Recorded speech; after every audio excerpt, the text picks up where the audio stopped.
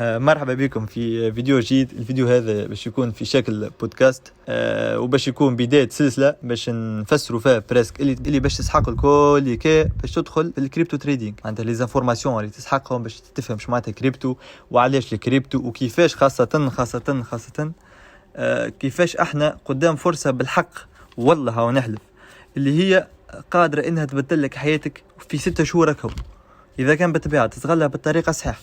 وراه اللي نحكي لك بيه الكل لاني باش نبيع لك فورماسيون لاني لا باش تستحق اصلا باش تتعلم حتى شيء، انت جوست باش تستغل اكسبيريونس نتاعنا، تستغل تعب نتاعنا نتاع سنين نستناو الفرصه هذه تاع سنين خبره في الدومين هذا. دونك احنا باش نمدهولك بريس كل شيء في طبق، وقبل ما بالطبيعه نمدهولك كل شيء في طبق لازم نفهموك تاخذ فكره على الكريبتو، تفهم الكريبتو شنو هو باش تعرف انت على شنو قادم باش نستوعبه.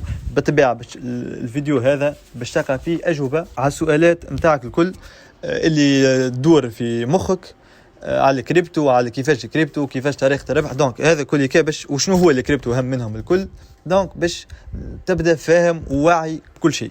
وقبل كل شيء باش نحكيو على حكايه باش تشوكي برشا عباد مهم على الاخر غلطه كيف نوضحها، غلطه يعملوا فيها تقريبا 99% من الشعب، غلطه كبيره على الاخر حرفيا وعندها تاثير كبير كبير كبير. هما مش مستوعبين حتى اللحظه هذه اللي هي شنو. باهي قبل كل شيء ناخذوا اكزامبل تاع مواطن تونسي ياخذ في سالير 1.5 مليون في الشهر. كيفاش يتصرف فيها السالير هذيك؟ ياخذ السالير نتاعو اخر شهر، ياخذ 1 مليون هذاك المصاريف والشهر هذاك و500,000 يخباه في البنك، وشهر الجاي اللي بعده نفس الطريقة 500,000 اللي فضلها 400,000 600,000 يخباه في البنك. ونتصور هيك أغلبية الشعب التونسي كيفاش يتصرف مع الفلوس. بطبيعة الفلوس الفاضلة إذا كان بطبيعة فلوس فاضلة من السالير متاعه. وقت اللي نقول لك اللي الجهة هذه اللي يعملوا فيها، أنا بالنسبة لي نشبهها كأنك أنت تحط فلوسك في الفور. ايش معناتها هذا؟ معناتها 1,000,000 اللي مخباها من 2021 حتى لطو كل عام قاعدة تتحرق، كل عام قيمتها قاعدة تطيح. كيفاش؟ ونورمالمون الناس الكل لاحظنا الحاجات اللي كنت نجم تشريها ب1,000,000 في 2021 طاوة يتكلفوا لك 1,800,000. ايش معناتها 1,000,000 هذاك اللي انت مخبيه من 2021 هكا ما رجعناش اكثر، من 2021 تلطاو خسر 40% من قيمته، معناتها طاو يسوى تقريبا 600,000. وهذا كل سبب متاعه واضح، الرأسمالية طبعا نتاع الفلوس نتاع الدول. كيف مثلا بار اكزومبل البنك سنترال كشطبع فلوس ما يشاوركش، ما يهموش فيك اصلا، وما يهموش ويطبع. تسخال انت كيفاش يطبع عنده ريزيرف نتاع ذهب ولا ما عنده حتى ريزيرف، يطبع من راسه جست من الهوي. معناتها الفلوس عادي، معناتها الدولة فلست تستحق شخال شهري يقول لك اطبع فلوس ما يهمهمش فيك انت. كي يطبع هو قيمة فلوس تطيح، هو اخر حاجة يخمموا فيها يخمموا فيك انت. والحل هذا الكل اللي هو حل واضح اللي هو الاستثمار باش تبدل حياتك وباش تستحفظ على قيمة فلوسك.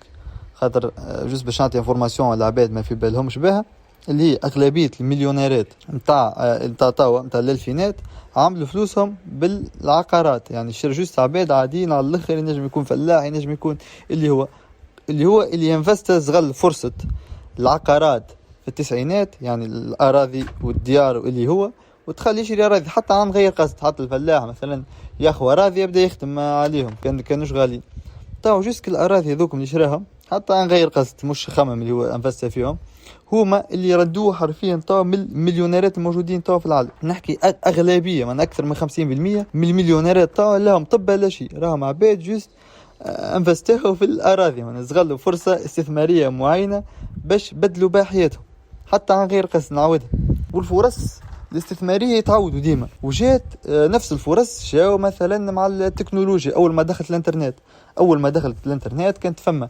شركات ناشئة كيف ابل كيف مايكروسوفت كانوا معناتها جايبين تكنولوجيا جديده، معناتها بريس جابوا تكنولوجيا اللي تنجم تكون مستقبل، معناتها اللي فاق بهم وقتها في الالفينات، معناتها 2007 2006 2008 2009. وانفست فيهم الشركات. تنجم تنفستي في الاسهم نتاعهم انت حتى من تونس بالطبيعه. اذا كان انت انفستيت في الفرصه هذيك راك بالحق راك بدلت حياتك. راك انت في 3-5 سنين ما نعرفش انفستيسمون تاع 1,000,000 ولا 10 ملايين راه ولا فوا 10 ولا حتى فوا 30. أنا الانفستيسمون ب 10 ملايين في 5 سنين توصل تولي لك حتى 300 مليون. هذه هي فرصة، جات فرصة استثمارية بالحق بدلت حياة برشا عباد في التسعينات. وبعدها ديريكت جات فرصة البيتكوين من 2009 حتى امتدت حتى 2012، اللي هي فرصة تاريخية. اللي هي البيتكوين شنو هو؟ اللي هي عملة رقمية، عمل ثورة يعني في العملات، يحب يبدل الفلوس يعني اللي تعاملوا بيهم من العملات الورقية اللي يتحكموا فيهم البنوك، يتحكموا ويطبعوا فيهم كيف يحبوا هما، يحولها العملة بريسك تكون عملة الشعب بازية على تكنولوجيا جديدة اللي هي البلوك تشين، اللي بتكون سيكوريزي، تكون ما يتحكم فيها حتى واحد، مش كيف الفلوس مثلا العملات متاعنا يتحكموا فيهم الدول اللي يطبعوا كيف يحبوا. لا، البيتكوين ما يتحكم فيه حد، سيكوريزي، مخدوم على نظام البلوك تشين اللي هو نظام ديسنتراليزي، برشا ديزانفورماسيونات هذوما اوكي ماكش باش تفهم المفيد، اللي هو باش يعمل ثوره جديده تكنولوجيه باش يعطي سوليوشن للمشاكل النقديه هذوما اللي كنا نعيشوا فيها. وفرصه، وفوق هذا الكل اللي احنا اللي تهمنا اللي هي فرصه استثماريه، اللي احنا ديما باش تستعمل الفلوس زي ماذا بيك تنفستي في المستقبل، تنفستي في الحاجه اللي باش تطلع قيمتها في المستقبل. البيتكوين كانت من الحاجات هذوك، معناتها كانت البيتكوين معناتها في 2010 مثلا اللي انفست في البيتكوين في 2010 10 ملايين مثلا، كانت تجيب له تقريبا 5000 كعبة بيتكوين. طبعا 5000 كعبة بيتكوين تسوى 1500 مليار مينيموم. معناها عشان انا نعطي انفورماسيون اخرى باش نوضحوا، اللي انفست جوست 2000 فرنك، 2 دينارات توانسه في 2010 قبل الثوره، معناتها انفست جوست 2 دينارات، جابت له كعبة بيتكوين. كعبة بيتكوين هذيك اللي شراها كعبة واحدة توا تسوى تقريبا 200 مليون تونسية، اللي هي فرصة بالحق بدلت حياة برشا عباد. فما بورسنتاج كبيرة من المليونيرات متاع البريود متاعنا توا اللي هما عباد انفستاو حتى بطريقة حتى مش بالعاني يقع روح انفست يشيل البيتكوين ونساها، فاق بعد 3 سنين 5 سنين يقع حياته تبدلت.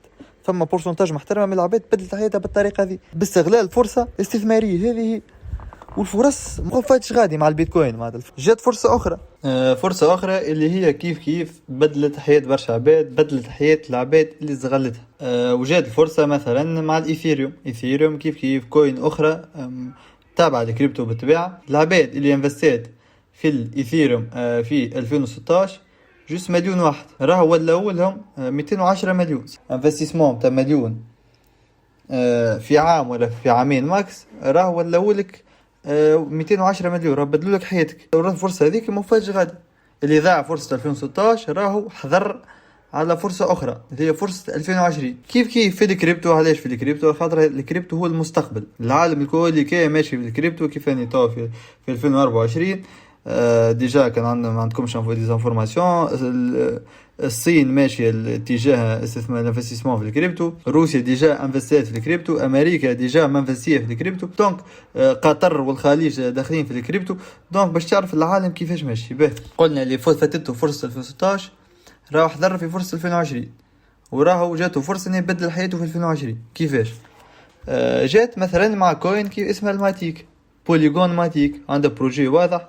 اي واحد 2020 كانت معروفه، معناها اي واحد كان نجم ينفستي فيها. اللي ينفست فيها مليون واحد في صيف 2020 راهو بعد 6 شهور هو تنفستي انت مثلا في اود تشري الماتيك مليون، بعد 6 شهور هو تولي لك 200 مليون. معناها ما نصورش فما حاجه معناتها خير من هيك.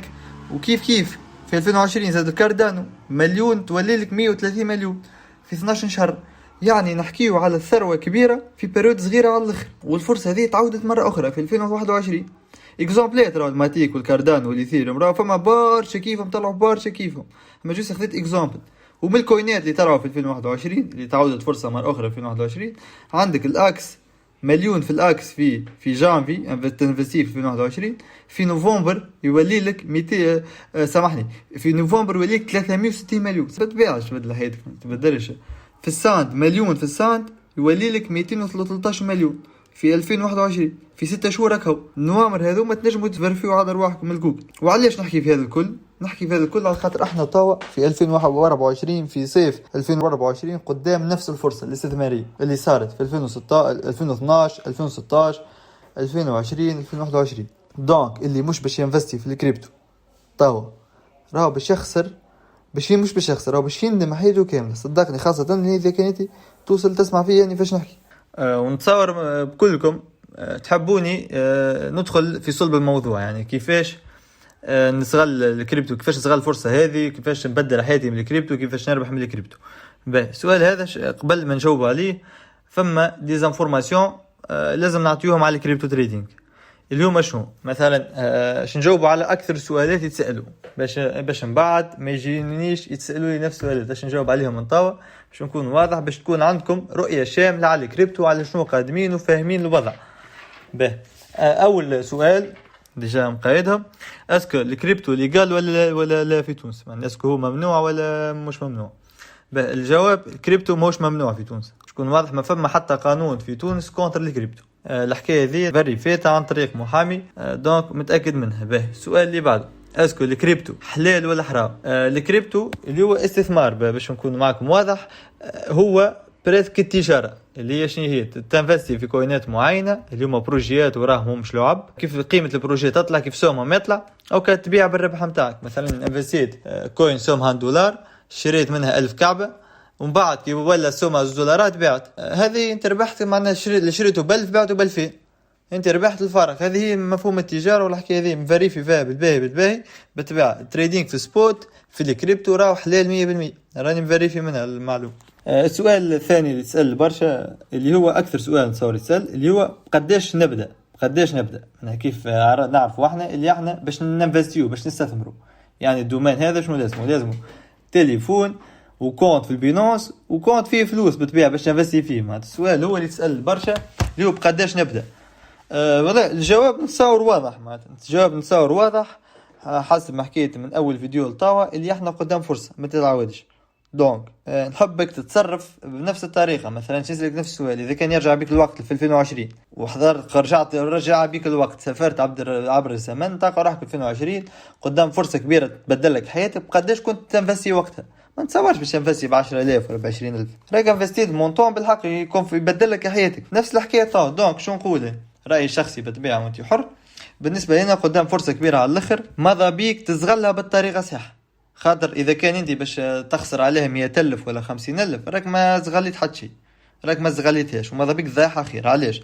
خاطر انت اذا كان انفستيت مثلا طاو 100,000 ومن بعد كل 100,000 ولات لك مليون من 3 شهور 4 شهور اخرين، ما تصورش انك باش تربح. علاش؟ خاطر انت تعرف روحك اذا كان انفستيت مليون راه ولو لك 10 ولا 20. يعني انت فرصه كيف نكت وقت اللي عباد بدلت حياتها، اللي انفست مليون، اللي انفست زوز، اللي انفست 500,000، اللي نجم بالطبيعه، تلقاه انت ولا يلعب بالملايين ولا بالحق حيث تبدلت، وانت في نفس الوقت زاد قدام نفس الفرصه زغليتها ب100,000 ولا ب50,000 ولا ب30,000. يا اخي تفرح انت تولي تربح انت مثلا 600,000 500,000 بدل لك حياتك مليون ربح نحكي. دونك ماذا بيك تخمم فيه الموضوع هذا بالضبط، تزغل الفرص نتاعك بالطريقه الصحيحه وتنفستي بمونطون بالحق ينجم يبدل لك حياتك في المستقبل. سؤال اخر يسال برشا، اللي هو كيفاش نصب فلوس في الكونت وكيفاش نجبد فلوس. قبل كل شيء ما التريدينج الكل باش نوضح، التريدينج الكل يصير عن طريق اليوازيتي. معناتها شنو انت تشري يوازيتي بالدينار، ومن بعد يوازيتي هذاك هو باش تريدي فيه وتشري. واليوازيتي هذا اللي هي كريبتو ستيبل كوين عندها نفس قيمة $1، واليوازيتي هذا يحل ديجا هو وحده من غير الاستثمار وكل شيء، يصلح لبرشا حاجات. يعني تنجم تخلص به اون ليني، تنجم تقص به بيات، تنجم تقص به اوتيل، تنجم تشري به حاجه من برا. هذا الكل يكابل اليوازيتي. انا اليوازيتي ديجا وحده تستحقه في حياتك اليوميه، مش حتى باش تنفستي به ولا تريدي به. واليوازيتي هذا منين تنجم تشريه؟ من تونس. تنجم تشوف شكون تعرف شكون يبيع، تنجم تشريه من عنده. فما في البينانس بير تو بير بلاتفورم تنجم تشري بها مع التوانسي يوازيتي. سينو احنا عملنا فيديو واضح معناتها وضحنا فيه وسهلنا الحكايه اكثر، كيفاش تشري يوازيتي وكيفاش تبيع بطريقه سهله على الاخر. معنا شكون في التيم، معناتها اذا كان تحب تصب يوازيتي تكلم وهو يصب لك، وقت اللي تحب تبيع يبيع لك اي كونتيتي تخيلها في مخك. السؤال الاخر اللي هو يتسال زاده، اللي يقول لك اسكو فما ريسك نتاع خساره مثلا في الكريبتو؟ بالطبيعه معناتها ديما فما ريسك نتاع خساره في اي حاجه، في اي مشروع، في اي حاجه ديما موجود الريسك نتاع الخساره بالطبيعه. معناتها اذا كان انت باش تدخل تتريدي وانت ماكش فاهم حتى شيء وتشري وتبيع على بعضه وماكش فاهم شيء، راك اكلك اللي باش تخسر 90% الريسك نتاعك بالخساره. بار كونتر اذا كان انت تتعامل تستغل اكسبيريونس نتاعنا نتاع 4 سنين، الريسك نتاع الخساره باش يتيح على الاخر. احنا تو خاصة قدام الفرصة هذه، رأي إذا كان أنت بتتابعنا بالصحيح، معناتها إذا كان أنت باش تمشي على الخطوات اللي احنا راسمينهم وبتبيع وتزغل إكسبيريونس متاعنا متاع 4 سنين في الدومين، راك قدر تربي ريسك متاع الخسارة يتيح على الآخر. وتو صاي معناتها ولات عندكم رؤية شاملة على الكريبتو وعلى الاستثمار وأهمية الاستثمار بالطبيعة وأهمية الفرصة وقيمة الفرصة اللي احنا عايشينها تو. كلامي نحكي فيه في سبتمبر 2024. دونك تو شنو ناقص جست التطبيق. التطبيق كيفاش؟ التطبيق أول حاجة واللي تاب لازمك تعملها اللي انت تعمل كونت بينونس وتفيري فيه فيريفيكاسيون تصير بطاقة تعريف ولا باسبور، ومن بعد تصب فيه USDT كيف حكينا، هذا سي بون. وقت انت تبدا تحاضر باش تريدي، حاضر باش تنفستي، ومن بعد تجيك اشكاليه هي كيفاش ننفستي، شو نشري شو نبيع، وقتاش نشري. انهم الكوينات فما برشا كوينات، فما تقريبا الاف الكوينات، انا اللي نشريها انا باش يطلع سومه. المشاكل هذم الكل كي خممنا فيهم، واحنا كيف قلت من الاول راك ماك تستحق حد شيء، ماك باش تتعلم حد شيء، بالعكس احنا باش نسهلوا لك كل شيء. احنا باش نعطيوك اكسبيريونس متاعنا اللي تعلمناه في الكريبتو، باش نعطيوها لك في طبق. معنا احنا من الاخر نوريوك شنو تشري شو ما تشريش، شنو تبيع شو ما تبيعش، كيفاش تتصرف بالضبط، كيفاش تربح من الكريبتو. وهذا باش يصير بالطبيعه بالديتايش نحكيو فيه في الفيديو اللي بعده. الفيديو اللي نحكيو فيه كيفاش تعمل كونت بينونس، كيفاش تفيري فيه، كيفاش تصب فيه فلوس، ومن بعد كيفاش تربح من الكريبتو من غير حتى اكسبيريونس. يعني نحكيو معناتها من غير حتى اكسبيريونس ومن غير حتى مضيع وقت، ما نكثرش من هيك. نعطيوك طريقه تربح بها من الكريبتو وتربح بها وتبدل بها حياتك من الكريبتو من غير ما تستحق حتى تضيع عليها دقيقه من نهار. انا ما جوست تدخل بفلوس وانت راقد من الاخر، حرفيا كيفاش تدخل فلوس من الكريبتو وانت راقد. دونك نستناو الفيديو الجاي ان شاء الله يهبط نصور بعد الفيديو هذا ديريكت بنهار ماكس يكون حاضر. سينو وصلنا لاخر الفيديو طبعا نتصور حكينا كل شيء، نصور جاوبنا لك على الكاسيون بتاعك كل. اذا كان مثلا عندك اي كاسيون اخرى هي تدخل في التليجرام تسال في الشات نجم نجاوبوك، ولا تحضر في اللايف اللي نعملوا فيه كل جمعه نجم تسالني، ولا حتى تحط كومنتير في تحت الفيديو في اليوتيوب. ان شاء الله راكم في الفيديو الجاي، الفيديو اللي تستناو فيه.